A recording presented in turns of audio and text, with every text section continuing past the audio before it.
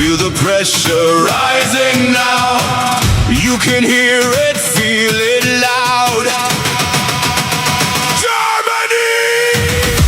একটি দেশ মাত্র কয়েক দশকের ভিতরে কিভাবে বিশ্ব ফুটবলে সবচেয়ে ভয়ঙ্কর শক্তিতে পরিণত হলো, কিভাবে যুদ্ধের ধ্বংসস্তূপ থেকে বেরিয়ে এসে তারা জয় করলো বিশ্বকাপ, ইউরোপ মঞ্চ এবং কোটি কোটি ফুটবল প্রেমীদের হৃদয়। আজ আমরা জানব জার্মান ফুটবলের সেই অবিশ্বাস্য 100 বছরের ইতিহাস। এটি শুধু একটি ট্রফির গল্প নয়, এটি একটি সংগ্রাম, পুনর্জন্ম, কিংবদন্তিদের উত্থান এবং কখনো কখনো হারমানা জাতির গল্প। বাল্টার থেকে বেকানবাওয়াল, গাডমুলার থেকে ক্লোজে, আর 7-1 গোলে ব্যবধানে ব্রাজিলকে হারিয়ে বিশ্বকে স্তব্ধ করে দেওয়া সেই রাত পর্যন্ত। জার্মান ফুটবলের প্রতিটি অধ্যায় যেন এক একটি মহাকাব্য। তাহলে চলুন বিশ্বকাপের স্রোতে বেয়ে যাই সেই 1 শতাব্দীর পেছনে এবং আবিষ্কার করি জার্মান ফুটবলের মহাকাব্যিক 100 বছরের গল্প। সালটা ছিল 1908। জার্মান ফুটবল অ্যাসোসিয়েশন প্রতিষ্ঠার 8 বছর পর জার্মানি প্রথমবারের মতো মাঠে নামলো একটি আন্তর্জাতিক ম্যাচ খেলতে। প্রতিপক্ষ সুইজারল্যান্ড, স্থান বাসেল শহর। ফলাফল জার্মানি হেরে গেল। হলো প্রথম বিশ্বযুদ্ধের পর যখন জার্মানি মাঠে নামলো, সেটাও সুইজারল্যান্ডের বিরুদ্ধে। দ্বিতীয় বিশ্বযুদ্ধের পর প্রথম ম্যাচও সুইজারল্যান্ডের বিরুদ্ধে। এমনকি পূর্ব ও পশ্চিম জার্মানি একত্রিত হওয়ার পরেও প্রথম ম্যাচ ছিল সুইজারল্যান্ডের বিরুদ্ধে। এটা ছিল একটা অদ্ভুত মিল। সেই শুরুর দিকে জার্মানির কোচ ছিল না। জার্মান ফুটবল অ্যাসোসিয়েশন কমিটি খেলোয়াড় বাছাই করত। 1926 সালে প্রথম অ্যাসোসিয়েশন কোচ হিসেবে নিয়োগ পেল অটো নার্স। তিনি ছিলেন একজন স্কুল শিক্ষক। 1930 সালে প্রথম বিশ্বকাপ হয় উরুগুয়েতে, কিন্তু জার্মানি যায়নি, কারণ মহামন্ত্রের সময় সেই দূরে যাওয়ার মতো টাকা ছিল না। তবে 1934 সালে ইতালিতে অনুষ্ঠিত বিশ্বকাপে জার্মানি প্রথম অংশ নেয় এবং তৃতীয় স্থান অর্জন করে। এরপর 1937 সালে বার্লিন অলিম্পিকে পারফরমেন্সও ভালো ছিল না। তখন নতুন কোচ হলেন সেফ হালবার্গার। তিনি 1937 সালে এমন একটি দল তৈরি করেন যাকে বলা হয় ব্রেসলাউ আলফ, কারণ তারা ডেনমার্ককে 8-0 গোলে হারিয়েছিল। এরপর এলো দ্বিতীয় বিশ্বযুদ্ধ। যুদ্ধকালীন সময়েও জার্মানি 30টিরও বেশি আন্তর্জাতিক ম্যাচ খেলেছিল, কিন্তু 1942 সালের পর খেলা বন্ধ হয়ে যায়। যুদ্ধের পর জার্মানিকে আন্তর্জাতিক ফুটবল থেকে নিষিদ্ধ করা হলো। 1950 পর্যন্ত তারা আন্তর্জাতিক ম্যাচ খেলতে পারেনি।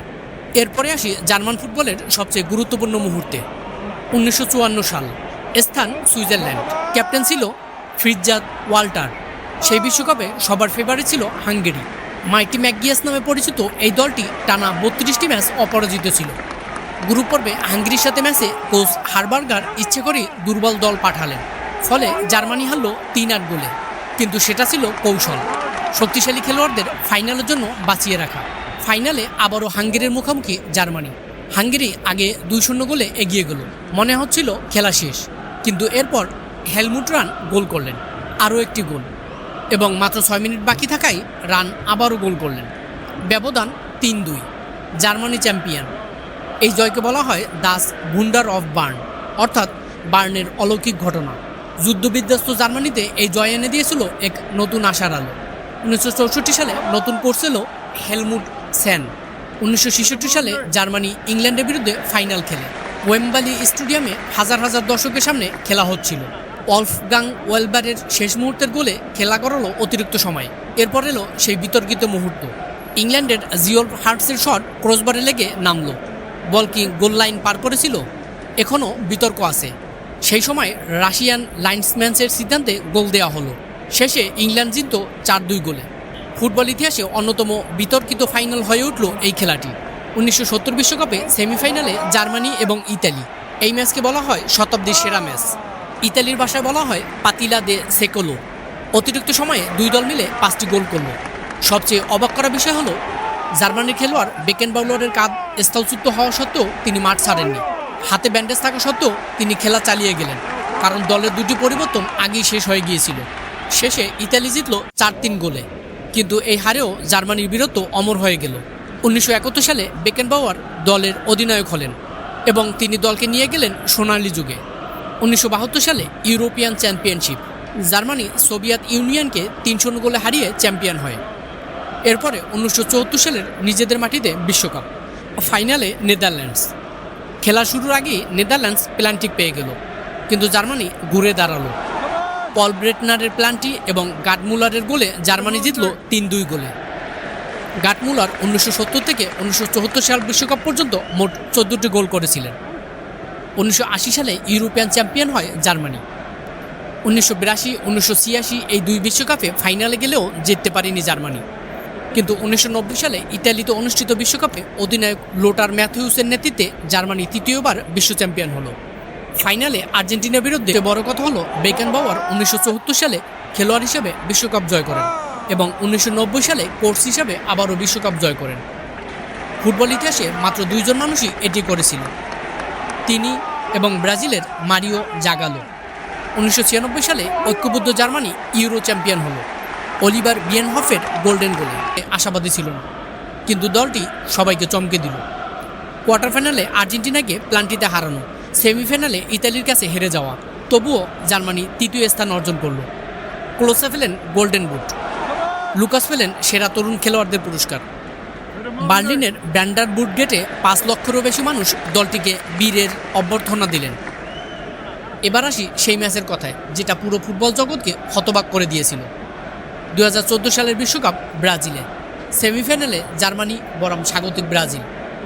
প্রথম 30 মিনিটেই জার্মানি করল 5 গোল, মাত্র 18 মিনিটেই 4টি গোল।